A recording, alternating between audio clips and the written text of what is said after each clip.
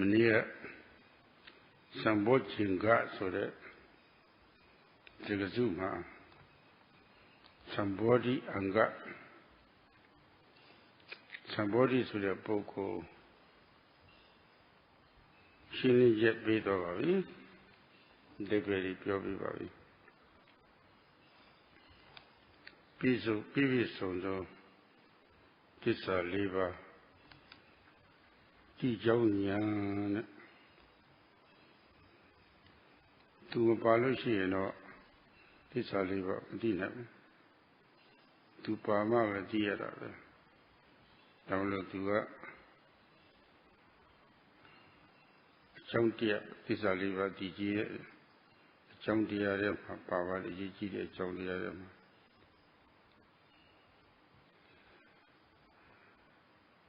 Tu ji tete do ma hou pa bu tu ko tu le kawa thok ku de a sait pai ni le shi ba de de ba ye era le pyo pya ma ba be. Yesterday, Sayadaw spoke about the word Sambojjhi, which is part of the larger word Sambojjhanga. Sambojjhanga is made up of Sambodhi and Anga.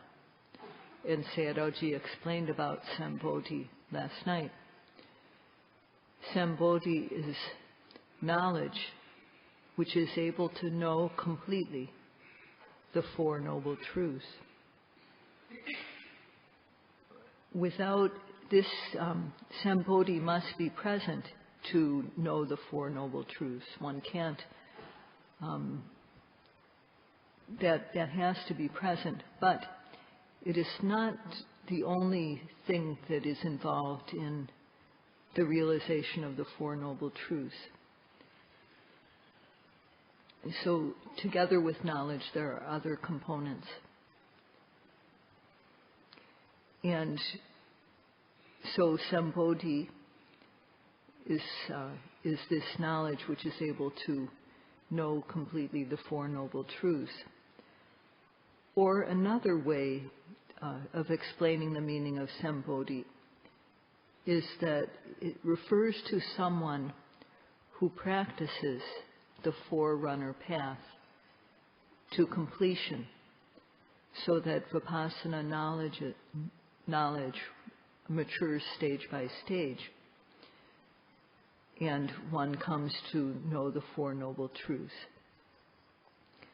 So first of all, with the before completion of Vipassana knowledge and realization of all the Four Noble Truths, with the forerunner path, Pubabhaga Magga, one accomplishes the first two truths. One knows the truth of suffering and eliminates its cause, and develops this forerunner path. But with the realization of Nibbana, the remaining two truths, the cessation of suffering,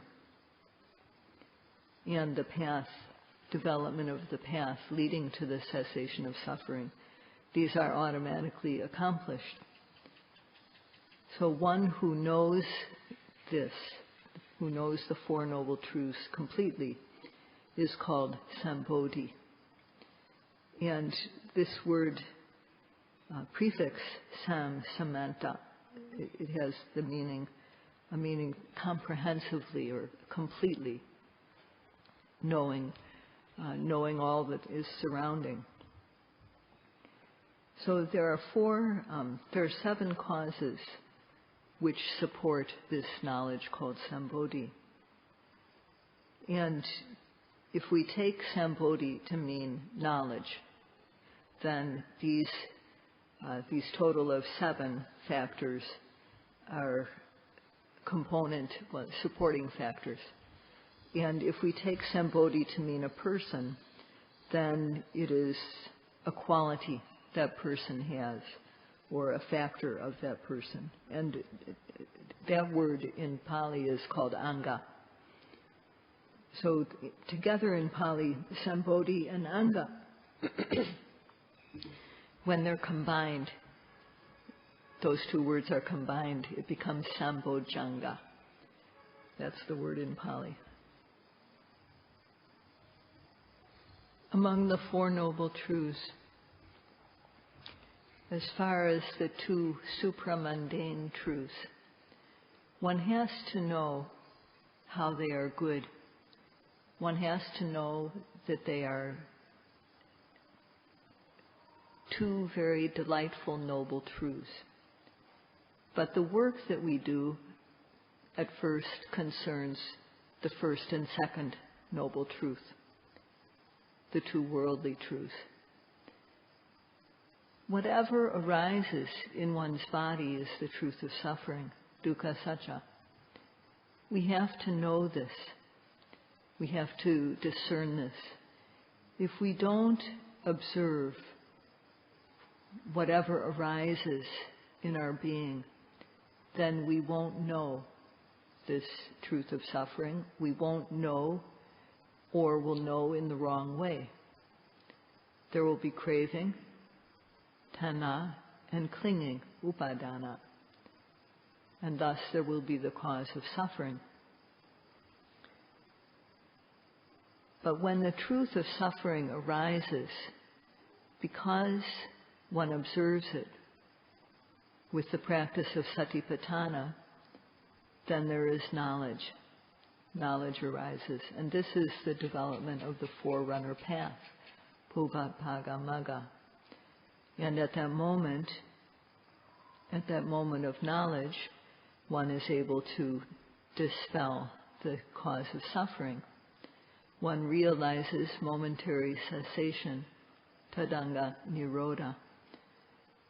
And one also develops this forerunner path.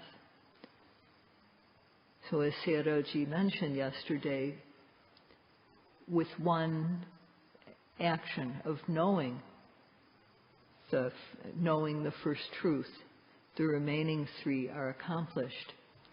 One knows the truth of suffering, dispels its cause, realizes cessation, and develops the path. So because the forerunner path is developed, and Vipassana knowledge develops stage by stage, when this Vipassana knowledge matures, then one realizes Nirodha Satcha, the truth of cessation. One realizes Nibbana, or knows Nibbana, with the noble path. So whatever arises in our being, whether we're throughout our day we're eating, drinking, lifting, moving, placing, tasting, touching, and so on, this all, one thing after another, flows like a river. This is called pavata. The sense experiences that happen all the time. Nibbana is called apavata because it is the cessation of this flowing river. So this is Nirodha.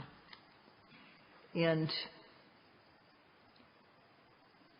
one reaches Nirodha when there's the cessation of the sense experiences completely. So noble path arises, this pure, clean, noble path. This arises which sees Nibbana, and then one will understand very well what is meant by avedita sukha. So before this, I didn't understand what Sayadaw said, the last point. Sayadaw. Now song abayin Pandita well.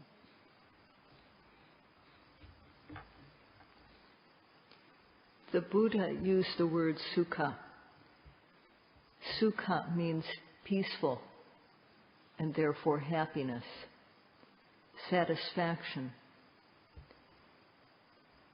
Beings like this peaceful happiness, sukha kama dukkha patikula, beings don't like suffering, and they like happiness and peace. This is the way of the world. This is the way beings are. This sukha has two varieties, and one involves contact with good sense objects, and this is called Vedita Sukha. And the second type does not involve any contact with these six sense objects, six sense objects, and it is peaceful. So today Sayadaw will explain about these two kinds of sukha, and the yogis simply need to decide for themselves which one of these is good. The first kind of sukha is what we experience when we encounter an object that we like. So there may be a beautiful scene, or we may see someone of the opposite sex, or there might be a pleasant sound or a beautiful fragrance. And when we look at the scene, this beautiful scene, this beautiful visual object, then the mind feels clear and peaceful. The mind feels, and when one hears this pleasant sound, it makes the mind feel at ease, feel calm and clear. So when we get this pleasant object that one likes, getting touch that one likes, for example, when we're cold, then it feels good to have something warm. When we're too warm, it feels good to have something cold. Or when one has been sitting for a long time, then it feels good to change the posture. Of course, nowadays, yogis don't sit long like that anymore. They shift here and there very easily.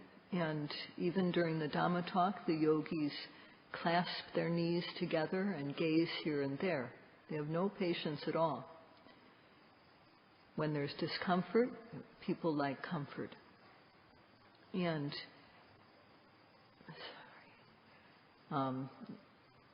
so people like the touch of clothing, for example, the gentle touch of clothing. People like the touch, males and females like this type of touch among themselves. So, and also people like to imagine things. People like to, having an imaginary object also makes people feel happy. People feel some peaceful happiness with this. So these 6 types of objects, things which are good to see, hear, smell, taste, touch, think, imagine. When we experience these, there's a feeling, and this feeling is called Vedita Sukha, the happiness or peaceful happiness that comes from experiencing a sense object. And people think very highly of these, but the Buddha understood very well this experiential happiness, Vedita Sukha, and he understood what is wrong with it. And he said that it is not true peace. It is called Titi Sukha. That means that it's established only when that object, that good object that we like, is there. But when that good object changes or goes away, then what we experience is viparinama dukkha. We experience the suffering of how things change. And sometimes people even really, when they're very attached to some type of experience, when they no longer have it, some people even die of the sorrow that they feel. So when one thinks that this type of sense experience is so good that one wants more and more, works to get more and more, then one only encounters more and more suffering. On the other hand, avedita sukha does not involve any type of sense experience. It doesn't involve any beautiful view, any pleasant sound, any fragrance, any taste or touch. No external touch, no touch between male and female, no thinking, no imagining. It's not as happiness that comes from contacting any of these objects. So it's a special type of happiness that is completely separate from sense contact. And it is also called santi sukha. And it's called santi sukha because there's no disturbance due to greed, hatred, and the other kilesas. It's a very cool, peaceful happiness. Human beings search for the sense objects that they like. They search for these things, such as a beautiful thing to look at, pleasant sound, pleasant smell, taste, touch.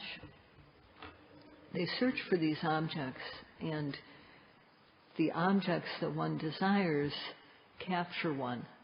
They bind one so that one can't pull away. But in time, although one gains the object that one wants, in time these become boring. They're no longer interesting to us. So then we want to have,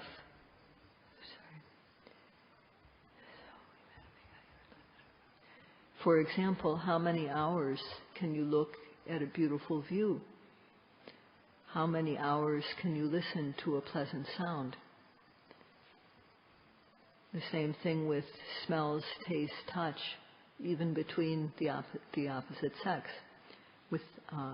So people get bored with the experiences, and one wants one kind of experience after another. So eventually this leads to many problems, including we think it means group sex, what Sayadaw spoke about, Lane Pao Piang Mu. But basically it leads to sexual indulgence that is outside of the bounds of reasonableness, outside of the bounds of what is right. And if one follows and goes after what one likes, then this fire of lust is burning in one's side, in oneself. And when one doesn't get what one wants, then one feels depressed. When one gets what one wants, then one feels elated. And there's also the fire of anger, dissatisfaction, not liking what we have. And there's also the fire of moha, because one doesn't see the faults of sense pleasures. For ordinary people, these three fires of raga, dosa, and moha, greed, hatred, and delusion, are burning in turn, one after another. There's always the fire of delusion involved, because one doesn't know that one is burning. These are fires that don't emit any smoke, but they burn intensely inside of one. And only when these fires die down will one feel peaceful. There are many problems that come from these fires burning. So although experiential happiness, vedita sukha, is good, it burns us. It has a certain heat, and it can burn.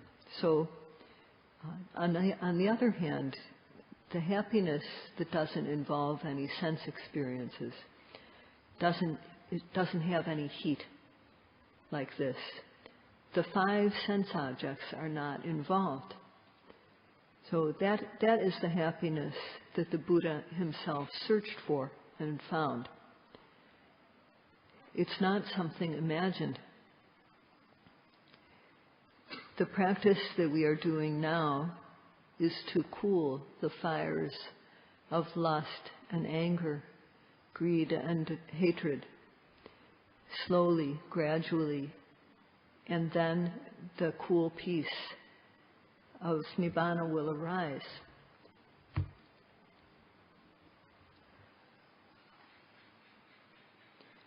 Now we are practicing to make the kilesas of raga, dosa, and moha, greed, anger, and delusion, peaceful. The gross kilesas are being overcome with the training of sila. The medium level kilesas are being overcome with the training of samadhi. And the refined kilesas are being overcome with the training of wisdom. So this is the path that leads to avedita sukha, or it is the path to gain santi sukha. The Buddha himself followed this path and found that type of happiness. So for people who don't experience this type of happiness, by way of comparison, try to find a happiness like this in the world. And here's an example. Imagine that there's a person. The person has money, and for that person it's easy to get nice things to look at, pleasant things to listen to, beautiful things to smell, great things to eat, pleasant things to touch. That person has no difficulty obtaining what he or she wants. But experiencing these things again and again gets to be tiring, gets to be boring. Can you experience these things 24 hours a day? No. You have to take a rest. So the person goes to bed. They go to bed in their own bed and they go to sleep. And imagine that this person is sleeping quite soundly. And someone in his or her household comes and brings one of the things that he or she likes and wakes him up or her up. How does that person feel? That person will not be at all satisfied because he or she was having a good, peaceful sleep. And when the person wakes up, not being woken up, but it wakes up after having a sleep like that, they even praise such a sleep. What a good sleep I had. However, if you were to ask, that person would not be able to explain if you asked, well, what's good about it? However, that person knows, and we know when we sleep well, we know that this exists. It's not something that can be explained. It's also something that can't be denied. So the happiness of a good sleep is something that happens in the world that is like the happiness that does not involve sense pleasures. So in the happiness of sleep, we're not seeing something beautiful, we're not hearing a nice sound, not smelling the beautiful jasmine flowers, not tasting good food, and we're not even aware of the soft bed. In fact, after one falls asleep, one might as well be on the ground or on the floor. So none of the things that one likes are being experienced during sleep, during this nice good sleep. There's not even imagination going on. So in this sound sleep is a type of happiness that happens without involvement of the six sense objects. And this is the one type of happiness in the world that is like the happiness of abhidita sukha. When one works all day to get money so that one can provide for one's family things like clothing and shelter and food, one works all day, and at the end of the day one is both tired and hungry. So one comes home from work feeling both hungry and tired. So what will one do first? Go to bed and take a rest? Or will one have something to eat? And of course, there may be some people who are very fond of food and they will eat first. However, most people will probably first go to have a rest. And what happens when one has a rest after one goes to sleep both tired and hungry, but when one wakes up, one feels energetic and fresh. One both gets rest and one's hunger is relieved because of the rest. And Sayadaw himself experienced this, although it was not because he was tired out from working for his family, such as a wife and children. But he experienced how, after a good sleep, he felt both energetic and fresh. And so this type of happiness, this type of peace comes without any involvement of sense objects. And because we hear people say, what a good sleep, we know that it is good, because this is how people describe a sound sleep. So we know that this is good, and still we are not able to explain what this happiness is. However, one can't deny that it is good. And when we practice satipatthana, if we do so according to the instructions, respectfully, meticulously, continuously, one can gain this type of happiness. And for someone who is smart, then even in 1 week, one can gain this type of happiness. In 2 weeks, in 1 month, one can gain this. So one needs to work according to the instructions. And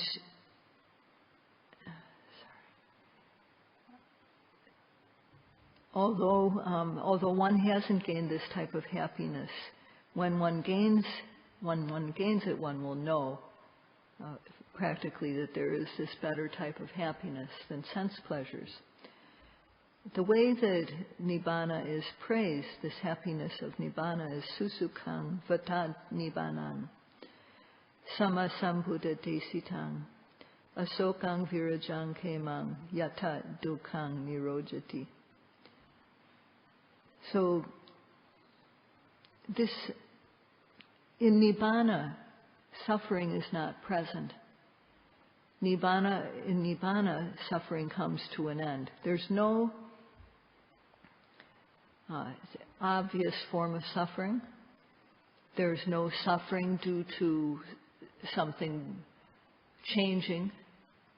There's no suffering of sense experience. All these things die away, come to an end in Nibbana. So this is a happiness, Susukhang Vatan Nibbanan. This happiness is very good. This is a guaranteed happiness. It's the happiness that the Buddha himself taught, Sama Sambuddha Desitang. It's described as asoka. that means that there's no sorrow, no sadness in this Nibbana. There's nothing gained and lost. Also, it's described as viraja. That means that there's no dust.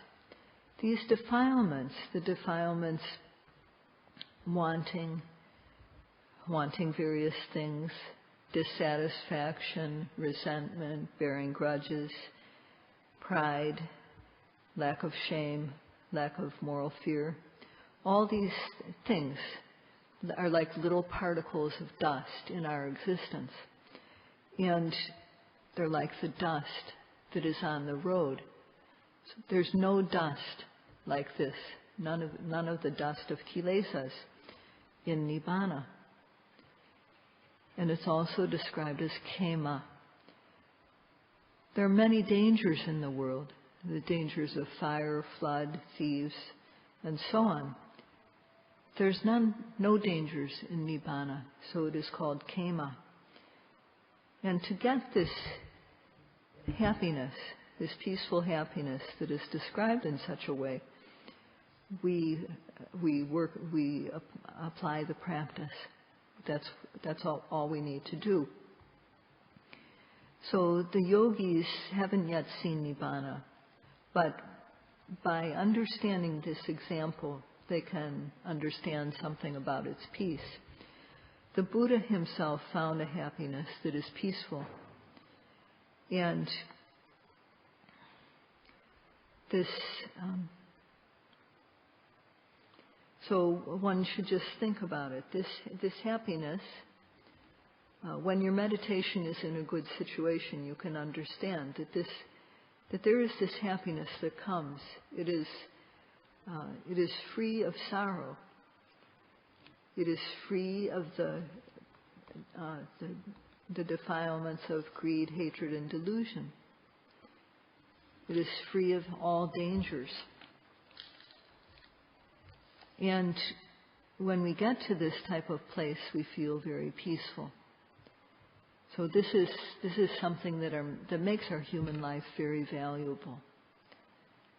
So try to apply the instructions in the practice and see what happens. One can't work half-heartedly. One can't work with sort of believing halfway.